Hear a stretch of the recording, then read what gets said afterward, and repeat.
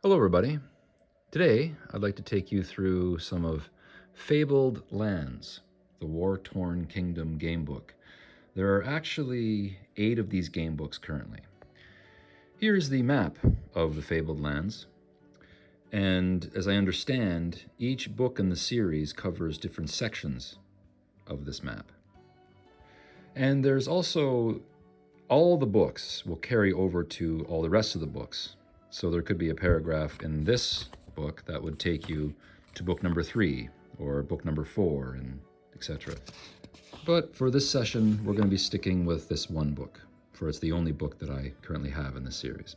So, Fabled Lands. There's the introduction, and here are your ability scores. So you have 6 abilities. There is Charisma, Combat, Magic, Sanctity, Scouting, and Thievery. And you'll be called upon throughout the book to make ability tests. And whether you pass or fail will take you to different paragraphs throughout the book. Now, the next part here, professions. Not all adventurers are good at everything. Everyone has some strengths and some weaknesses. Your choice of profession determines your initial score in the 6 abilities. So here are the different professions we can choose from. There's Priest, Mage, Rogue, Troubadour, Warrior, and Wayfarer. Well, I already went ahead and created a character, and I chose to go with profession Rogue. So there's Rogue. We got a Charisma of 5, Combat 4, Magic 4, Sanctity 1, Scouting 2, and Thievery 6. And I've recorded that on the character sheet here. So here's the name of my character, Big Boss. Profession, Rogue.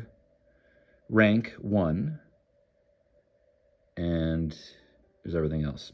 We'll get to all that. So as we mentioned, rank, you start at first rank. So note this on the adventure sheet now. We have done that up here, rank 1. So by completing quests and overcoming enemies, you will have the chance to go up in rank. You will be told during the course of your adventures when you are entitled to advance in rank. Characters of higher rank are tougher, luckier, and generally better able to deal with trouble. So here's the different ranks and their titles. So we're first level, and our title is Outcast. And as you can see, rank 1, Outcast. So the next part, possessions. You can carry up to 12 possessions on your person. All characters begin with 16 shards in cash and the following possessions, which you can record on your adventure sheet. Sword, leather jerkin, gives you a defense +1, and a map. So we come back over to our character sheet, possessions, a maximum of 12 possessions. We have our sword, our leather jerkin, which gives us +1 to defense, and a map. So it just goes on from there to say that possessions are always marked in bold text, like this, gold compass, for example. Anything marked in this way is an item which can be picked up and added to your list of possessions. Remember that you are limited to carrying a total of 12 items, so if you get more than this, you'll have to cross off something off your adventure sheet or find somewhere to store extra items. And you can carry unlimited sums of money. So the next part of our character creation is defense. Your defense score is equal to your combat score plus your rank plus the bonus for the armor you're wearing, if any. So our combat score is 4. Our rank is 1, and our leather armor gives us +1 to defense. So that'd be a total of 4, 5, 6. So our defense is 6. That 7 is wrong. Through the magic of editing, defense has now been corrected to 6. To our next section, which is fighting. When fighting an enemy, roll 2 dice, 6-siders, and add your combat score. You need to roll higher than the enemy's defense. The amount you roll above the enemy's defense is the number of stamina he loses. If the enemy is now down to 0 stamina, then he is defeated. Otherwise, he will strike back at you using the same procedure. If you survive, you then get the chance to attack again, and the battle goes on until one of you is victorious.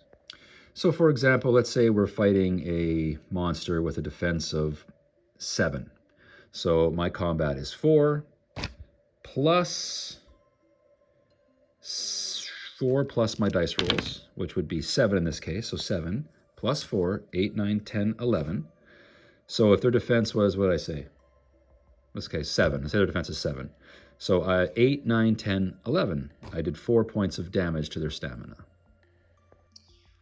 The next section is using abilities. Fighting is often not the easiest way or safest way to tackle a situation. When you get a chance to use one of your other abilities, you'll be told the difficulty of the task. You roll 2 dice and add your score in that ability, and to succeed in the task, you must get higher than the difficulty. So if we go back to our abilities here, so for example, if it asked us that to make a magic roll, it works the same way as combat, really. And let's say that you need an 8 or higher. So I would roll 2 6-siders, 11, plus 4 is 15. So if the difficulty, for example, was 8, then we succeeded because we rolled higher than 8. Now this next section is interesting, actually. It's about what's called code words. So there is a list of code words included at the back of the book. So here, the other part of my character sheet, it has the list of all the code words that are available in all 8 books. And if we come across any of these code words, we're to put a checkbox here, and then that could become relevant to where you end up later in the game. In some paragraphs will say, if you have the gain code word, go to this paragraph. So it'll put you on a different path. So that really concludes the character creation portion. So I gave myself a silly name, Big Boss. Profession Rogue. God, well, we don't have any God. Rank 1, as known as an outcast. Defense 6. We have 16 shards, so 16 bucks. Ability score, Charisma 5, Combat 4, Magic 4, Sanctity 1, Scouting 2, Thievery 6. Here are our possessions. Maximum of 12. We have a sword, leather jerkin, and map. We have our 9 stamina, and we are uninjured. Titles and honors, nothing. Blessings, nothing. Resurrection arrangements, nothing. And 3 blank boxes. And that's really it for the character creation portion. Quick and easy. So now, let's begin the game. Paragraph 1. So I'll read this to you now. The approach of dawn has turned the sky a milky gray-green like jade. The sea is a luminous pane of silver. Holding the tiller of your sailing boat, you keep your gaze fixed on the glittering constellation known as the Spider. It marks the north, and by keeping to port, you know you are still on course. The sun appears in a trembling burst of red fire at the rim of the world. Slowly the chill of night gives way to brazen warmth. You lick your parched lips. There is little water sloshing in the bottom of the barrel by your feet, but not enough to see you through another day.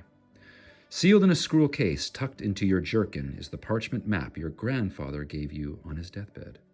You remember his stirring tales of far sea voyages, of kingdoms beyond the western horizon, of sorcerous islands and ruined palaces filled with treasure. As a child, you dreamed of nothing else but the magical quests that were in store if you too became an adventurer. You never expected to die in an open boat before your adventures even began. Securing the tiller, you unroll the map and study it again. You hardly need to. Every detail is etched into your memory by now. According to your reckoning, you should have reached the east coast of Harkuna days ago. A pasty gray blob splatters onto the map.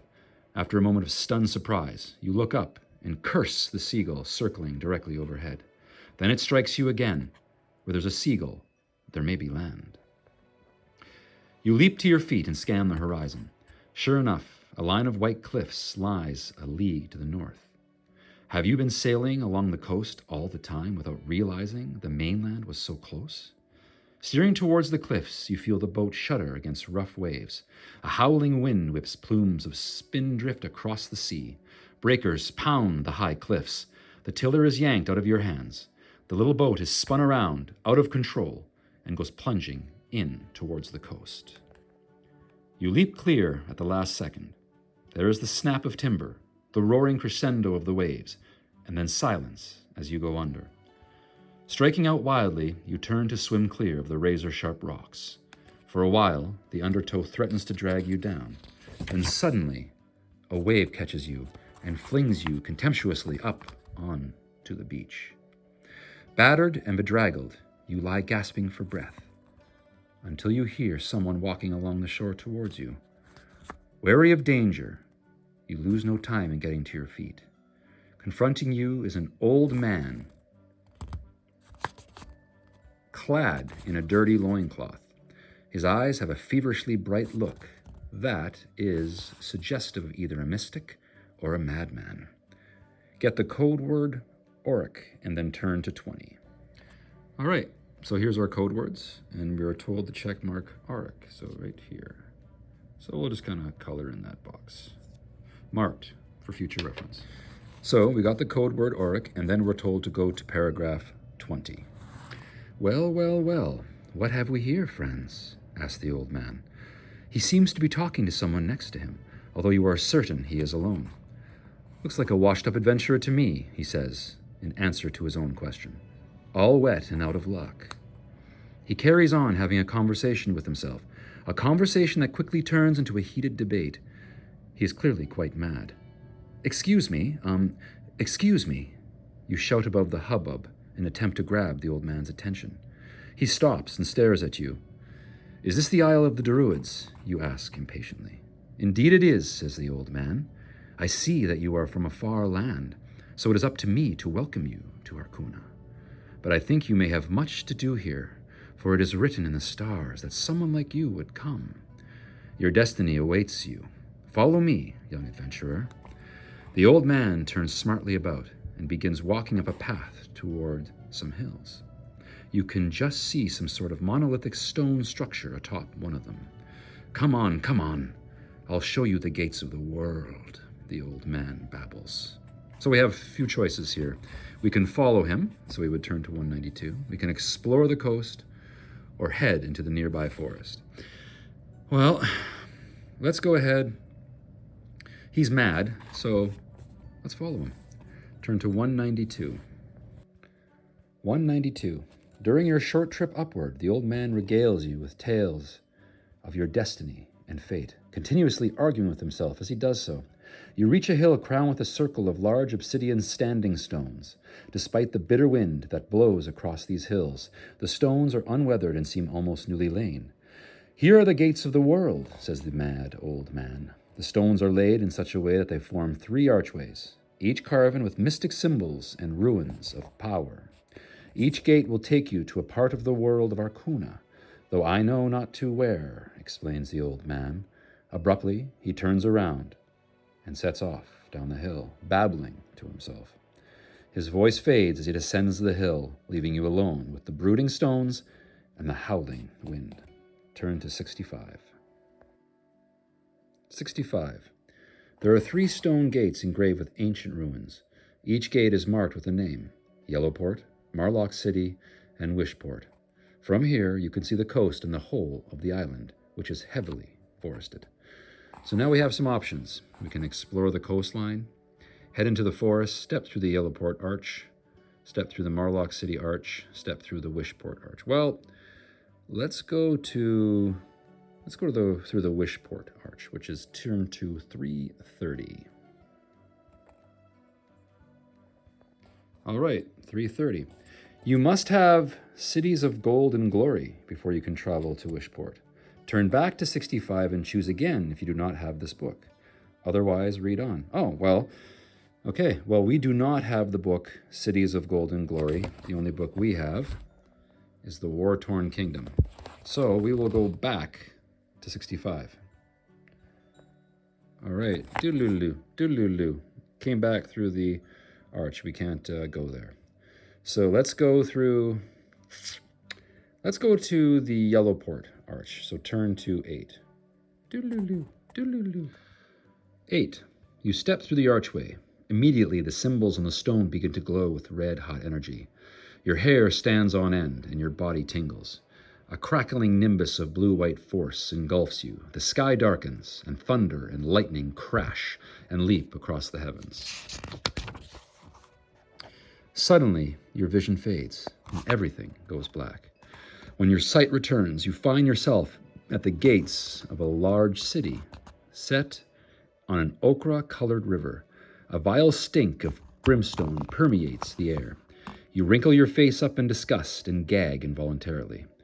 Welcome to Yellowport, says a passing merchant. Turn to 10. 10. Looks like we have some check boxes up there too. Well, here we are. If you have the code word assassin, but which we don't, turn to 50 immediately. So there's a great example of the code words being utilized. If not, read on. If you have just arrived in Yellowport, tick the first empty box. Use a pencil. The boxes are a record of the number of times you have visited the city. If this is your 4th visit, turn to 273. If you have visited the city fewer than or more than 4 times, read on. Okay, well, I don't want to mark up the book, so I'll make a note on the character sheet. So to our character sheet, I marked down Yellowport. We visited there 1 time out of the 4 times we're allowed to visit there. All right, let's read on. Yellowport is the 2nd largest city in Socorro. It is mainly a trading town and is known for its exotic goods from distant Anconconyu. The Stinking River brings rich deposits of sulfur from the lake. The Sea Dragon down to the town. Where's that from the lake? Of the Sea Dragon down to the town, where it is extracted and stored in the large waterfront warehouses run by the Merchants Guild. From here, the mineral is exported all over Harkuna. Unfortunately, all that sulfur has its drawbacks. The stink is abominable, and much of the city has a yellowish hue. The river is so full of sulfur that it is virtually useless as a source of food or of drinking water. However, the demand for sulfur, especially from the sorcerers' guilds, is great. Politically, much has changed in the past few years. The old and corrupt king of Socorro, Corin VII, has been deposed and executed in a military coup. General Grieve Marlock and the army now control Socorro. The old council of Yellowport has been indefinitely dissolved and a provost marshal, Marlos Marlock, the general's brother, appointed as military governor of the town. You can buy a townhouse in Yellowport for 200 shards. Owning, we'll shout out the town there. Owning a house gives you a place to rest and to store equipment. If you buy one, tick the box, buy the townhouse option, and cross off 200 shards. We only have 16 from your adventure sheet. To leave Yellowport by sea, buy or sell ships and cargo, go to the Harbor Master. The Harbor Master. If you have the code word artifact and the Book of the 7 Sages, you can turn to 40. Otherwise, choose from the following options. Okay, well, now I mentioned something here about Yellowport by sea, buy or sell ships and cargo. So on our character sheet, on the other side here, there we have something called the ship's manifest. So there is an area to keep track of different aspects of your ship if you come into possession of one. So ship type, the name of the ship, crew quality, cargo capacity, current cargo, and where it's docked. But we don't own a ship, so let's go back and pick something else. All right, so we will not be picking the Harbor Master. So what we can do, we can seek an audience with the Provost Marshal, visit the market, visit the Harbor Master. No, we're not doing that. Go to the Merchants Guild. Explore the city by day, explore the city by night. Visit your townhouse. If box ticked, we do not have the townhouse. We do not have 200 shards. Visit the Gold Dust Tavern. Visit the Temple of Maca. Visit the Temple of Elner. Visit the Temple of Alver and Valmer. Visit the Temple of Tyranny. Travel northeast towards Venefax. Head northwest to Trefol. Follow the Stinking River north. Strike out northwest across country. Well, you know what? I think I don't really want to do anything in the town. I barely have any money. I got what I need. I got full health. So I'm actually going to go ahead. Let's follow the Stinking River north. Turn to 82. All right, 82. You are following the course of the Stinking River. This can't be good. And it certainly does stink, laden with sulfur as it is. Roll a die. All right, let's see what happens here. 5. 5 or 6. Catch a smolder fish. Noted on your adventure sheet. All right, we come to the adventure sheet here, and we've marked down smolder fish. When you are ready, you can follow the river north, follow the river south to Yellowport, go west to the road, go east into the countryside. Let's go Let's go west into the countryside, or sorry, east into the countryside. Turn to 278. 278. You are crossing an open expanse of flinty ground. A few herds of sheep roam the low hills. Roll a die. 5 again. All right, so roll the 5. Score 5 or 6. A shepherd gives you a wolf pelt. All right, so that is bold font, so we get to write that down. Wolf pelt. And we've noted that down here on our character sheet. Wolf pelt. So we currently have 3, 4, 5 possessions. When you are ready, you can go to Venefax, west to the Stinking River. No, we had enough of the Stinking River. North to the lake, or east. Let's keep with east. Turn to 87. 87. You are on the road between Blessed Springs and Venefax. Pilgrims, the sick, and the injured travel this route to the holy waters of Blessed Springs to find salvation. Roll a die. 1. 1. Score 1 or 2. Attacked by a mad pilgrim. You must fight. All right, so we're now entering our first combat. We're fighting a pilgrim. So the pilgrim's combat is 3, defense is 5, stamina is 6, and if we win, we get his staff. Okay, so now I get first attack. Your character always gets first attack unless it's stated otherwise in the event. So we'll have to roll our 2 6-siders and add our combat score in hopes of getting over the pilgrim's defense score of 5. And every point above 5 we get is damage to the pilgrim's stamina. So let's do that now. So the thief's combat score is 4.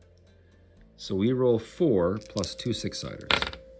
So 9 plus 4 is 13. Okay, so the defense of the pilgrim is 5, and we rolled a 13. So that is 5, 10, 11, 12, 13. Wow, that's 8 higher. That's 8 above 5, so therefore stamina is only 6 for the pilgrim. The pilgrim is dead, so we get the pilgrim's staff. All right, we recorded the staff on our character sheet. We now have 6 possessions. All right, so that was fun. We had some combat. We haven't had to do any ability tests yet, but we've had some combat. So what does it say next here? When you are ready, you can go to Blessed Springs, go to Venefax, go north into the countryside. Well, let's go to the Blessed Springs. Doesn't sound so bad. Paragraph 510. 510. The village of Blessed Springs, nestling at the foot of a tall hill, has grown up around the holy waters, a special spring said to have healing powers. It has been fenced off by the villagers and a priesthood appointed to supervise the supplicants who come to bathe or drink of the spring's waters. There is no market, but an alchemist has set up shop here. So we have lots of options here. We can visit the holy waters, visit the alchemist shop, visit the Blessed Ale Tavern, explore the hill, head north towards Fort Brillen, south towards Venefax, west into the countryside, northwest into the farmlands. Let's go visit the holy waters. 450. All right, 450. A wooden stockade encloses the springs. At the gate, 2 militiamen stand on guard, and a priest dressed in blue robes is behind a desk. 35 shards to enjoy the divine spa, says the priest. Pay 35 shards and enter. Well, we only have 16 shards, so we can't afford that. So it says, cannot or will not pay, turn to 510. Okay, and 510 takes us back to our previous paragraph, where we can choose somewhere else to go. But I think you get the idea. So that's Fabled Lands. We didn't get a chance to roll any ability scores, but it's very straightforward. I think you understand the mechanics. You're assigned a particular number you need to roll over, and you would roll 2 6-siders and add whatever ability that is relevant to that test. This is a great, simple solo experience, I feel. This is something I would definitely get more into. I'm certainly going to pick up more of the books. I'll try to pick up all of them. This is just a great little thing to do. It's very easy. You know, the mechanics are extremely simple. You're just kind of following along with the paragraphs. The mechanics, very simple, very self-explanatory paragraphs. The paragraphs are well written.